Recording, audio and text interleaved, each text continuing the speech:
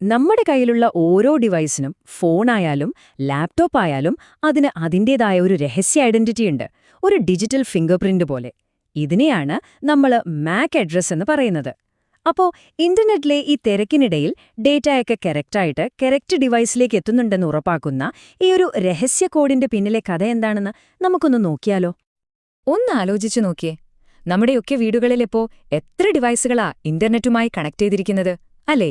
ഫോണുണ്ട്, ലാപ്ടോപ്പുണ്ട്, smart watch, TV, ചിലപ്പോൾ fridge വരെ ഉണ്ടാവും. ഇതെല്ലാം ഒരേ വൈഫൈ നെറ്റ്വർക്കിലാണ് കണക്ട് ചെയ്തിരിക്കുന്നതും. ഇപ്പോ നിങ്ങൾ നെറ്റ്ഫ്ലിക്സിൽ ഒരു സിനിമ കാണാൻ തുടങ്ങുകയാണെന്ന് വെറുതെ ഒന്ന് ഓർത്തു നോക്കൂ. ആ ഡേറ്റ നിങ്ങളുടെ ലാപ്ടോപ്പിലേക്കോ അല്ലെങ്കിൽ വേറെ ഏതെങ്കിലും ഡിവൈസിലേക്കോ പോകാതെ എങ്ങനെയാ കറക്റ്റായിട്ട് നിങ്ങളുടെ ടിവിയിലേക്ക് മാത്രം എത്തുന്നത്? അതിന്റെ കാരണം സിമ്പിളാണ്.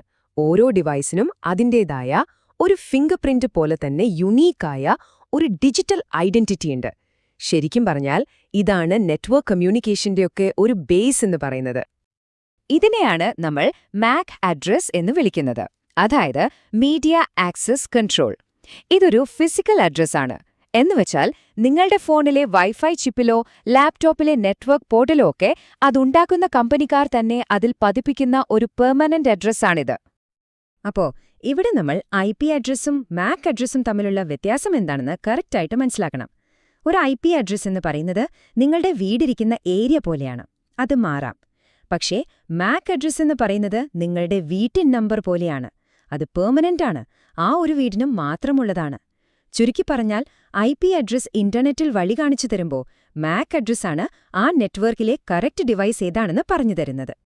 അപ്പൊ ശരി, ഈ പറയുന്ന ഡിജിറ്റൽ ഫിംഗർ പ്രിന്റിന്റെ ഒരു സ്ട്രക്ചർ എങ്ങനെയായിരിക്കുമെന്ന് നമുക്കൊന്ന് നോക്കാം, അല്ലേ? സാധാരണയായിട്ട് ഒരു മാക് അഡ്രസ് കാണാൻ ഏകദേശം ഇതുപോലെയായിരിക്കും. കോളൻ വെച്ച് തിരിച്ചിരിക്കുന്ന 6 ജോഡി ഹെക്സാഡെസിമൽ നമ്പറുകൾ. ഒറ്റ നോട്ടത്തിൽ കാണുമ്പോൾ ഇത് വായിക്കാൻ കുറച്ച് പാടാണെന്ന് തോന്നുമെങ്കിലും ഇതിന്റെ സ്ട്രക്ചർ വളരെ സിമ്പിളാണ്. ഈ അഡ്രസ്സിന് ശരിക്കും 2 മെയിൻ ഭാഗങ്ങളുണ്ട്. ആദ്യത്തെ 3 ജോഡിയില്ലേ, അതിനെ OUI, അതായത് ഓർഗനൈസേഷൻ യുണീക്ക് ഐഡന്റിഫയർ എന്ന് പറയും. ആ ഡിവൈസ് ഉണ്ടാക്കിയത് ഏത് കമ്പനിയാണെന്ന്, അതായത് ആപ്പിൾ ആണോ ഇന്റൽ ആണോ എന്നൊക്കെ കാണിക്കുന്ന ഭാഗമാണിത്. ഇനി രണ്ടാമത്തെ പകുതി NIC, അത് ആ കമ്പനി കൊടുക്കുന്ന ഒരു യുണീക്ക് സീരിയൽ നമ്പറാണ്. അപ്പോൾ ഇത് രണ്ടും കൂടെ ചേരുമ്പോഴാണ് ലോകത്ത് വേറൊരു ഡിവൈസിനും ഇല്ലാത്ത ഒരു യുണീക്ക് അഡ്രസ് ഉണ്ടാകുന്നത്. ഓക്കെ, അപ്പൊ ഈ മാക് അഡ്രസ് വെച്ചിട്ട് എങ്ങനെയാണ് ഒരു നെറ്റ്വർക്കിലുള്ള ഡിവൈസുകൾ അങ്ങോട്ടും ഇങ്ങോട്ടും കണ്ടുപിടിക്കുന്നത്? ഇപ്പൊ നോക്കൂ, നിങ്ങളുടെ റൂട്ടറിന് ഒരു ഡേറ്റ പാക്കറ്റ് നിങ്ങളുടെ ലാപ്ടോപ്പിന്റെ IP അഡ്രസ്സിലേക്കാണ് അയക്കേണ്ടതെന്നറിയാം. പക്ഷേ ആ ഒരേ നെറ്റ്വർക്കിൽ തന്നെ വേറെയും കുറേ ഡിവൈസുകൾ കാണുമല്ലോ. അപ്പോൾ ആ IP അഡ്രസ്സുള്ള ലാപ്ടോപ്പിന്റെ കറക്റ്റ് ഫിസിക്കൽ അഡ്രസ്, അതായത് മാക് അഡ്രസ്, റൂട്ടർ എങ്ങനെ കണ്ടുപിടിക്കും? അവിടെയാണ് അഡ്രസ് റെസല്യൂഷൻ പ്രോട്ടോകോൾ അല്ലെങ്കിൽ ARP രംഗത്തേക്ക് വരുന്നത്. ഈ ARP ഒരു നെറ്റ്വർക്ക് ഡയറക്ടറി പോലെയാണ് വർക്ക് ചെയ്യുന്നത്. ഒരു IP അഡ്രസ് കൊടുത്താൽ അതിന് മാച്ച് ആവുന്ന മാക് അഡ്രസ് ഏതാണെന്ന് ഇത് കണ്ടുപിടിച്ചു തരും. ഈ പ്രോസസ്സ് ശരിക്കും സിമ്പിളാണ്. റൂട്ടർ ആദ്യം നെറ്റ്വർക്കിലുള്ള എല്ലാവരോടുമായിട്ടൊന്ന് വിളിച്ചു ചോദിക്കും, ഈ 10.129.128.103 എന്ന IP അഡ്രസ് ആരുടേതാണെന്ന്. അപ്പോൾ ഈ മെസ്സേജ് കേൾക്കുന്ന ആ IP അഡ്രസ്സുള്ള ഡിവൈസ് മാത്രം തിരിച്ചു മറുപടി കൊടുക്കും, അതെന്റേതാണ്, ഇതെന്റെ മാക് അഡ്രസ് BB. അതോടെ റൂട്ടറിന് ഡാറ്റ അയക്കേണ്ട കറക്റ്റ് ഫിസിക്കൽ അഡ്രസ് കിട്ടി. അപ്പോ ഒരു നെറ്റ്വർക്ക് സ്മൂത്തായിട്ട് വർക്ക് ചെയ്യാൻ മാക് അഡ്രസ്സുകൾ വളരെ അത്യാവശ്യമാണ്. പക്ഷേ കംപ്ലീറ്റ് ആയിട്ടും വിശ്വാസത്തെ മാത്രം ബേസ് ചെയ്തുണ്ടാക്കിയ ഈ സിസ്റ്റത്തില് ചില വലിയ അപകടങ്ങൾ ഒളിഞ്ഞിരിപ്പുണ്ട്.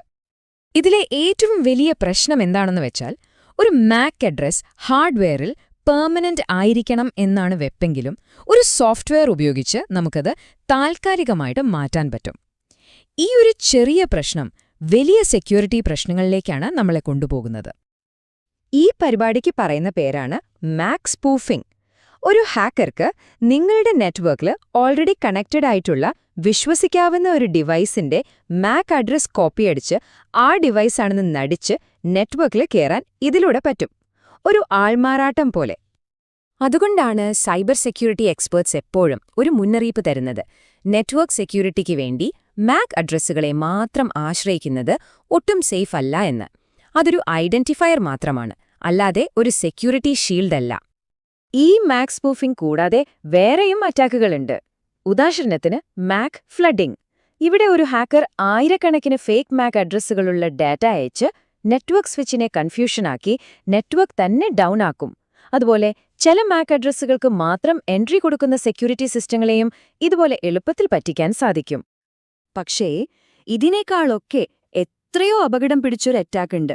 അത് ആ നെറ്റ്വർക്കിന്റെ അഡ്രസ് ബുക്കിനെ, ആ വിശ്വാസത്തിന്റെ അടിത്തറയെ തന്നെയാണ് ടാർഗറ്റ് ചെയ്യുന്നത്.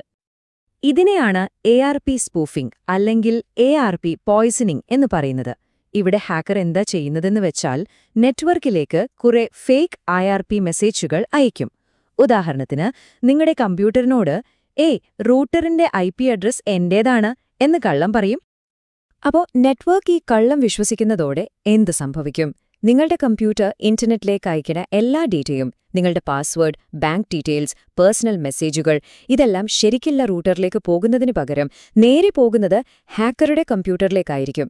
ഹാക്കർക്ക് ഇതെല്ലാം കാണാനും മോഷ്ടിക്കാനും പറ്റും. ഇതിനെയാണ് man in the middle attack എന്ന് പറയുന്നത്. ഭയങ്കര അപകടമാണ്. അപ്പോൾ നമ്മൾ ഇതിൽ നിന്ന് മനസ്സിലാക്കേണ്ട ഏറ്റവും പ്രധാനപ്പെട്ട പോയിന്റ് ഇതാണ്: മാക് അഡ്രസ് നമ്മുടെ ഡിജിറ്റൽ ലോകത്ത് വളരെ അത്യാവശ്യമുള്ള ഒരു ഐഡന്റിഫയറാണ്. പക്ഷേ അതിൽ മാറ്റങ്ങൾ വരുത്താൻ പറ്റും എന്ന ഒരു കാര്യം തന്നെയാണ് അതിന്റെ ഏറ്റവും വലിയ വീക്ക്നെസ്സും. അപ്പം നമ്മൾ ഒന്ന് ആലോചിക്കണം, നമ്മുടെ ഡിവൈസിന്റെ ഏറ്റവും ബേസിക്കായ ഐഡന്റിറ്റി പോലും ഇങ്ങനെ കോപ്പിയടിക്കാൻ പറ്റുമെങ്കിൽ പിന്നെ എന്താണ് നമ്മുടെ നെറ്റ്വർക്കുകളെ ശരിക്കും സുരക്ഷിതമാക്കുന്നത്? ഈ ഒരു ചോദ്യം നമ്മുടെയൊക്കെ ഡിജിറ്റൽ ലൈഫിൽ ഇന്ന് വളരെ പ്രസക്തമാണ്.